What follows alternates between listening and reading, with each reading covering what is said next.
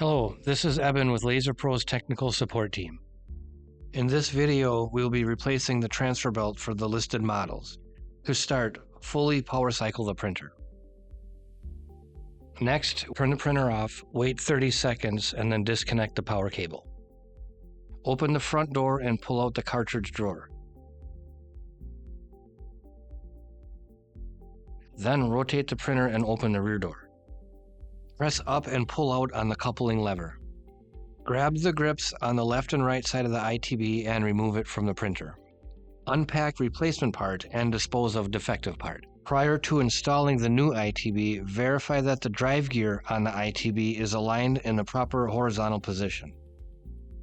If the gear is misaligned, rotate it clockwise until it matches the displayed orientation.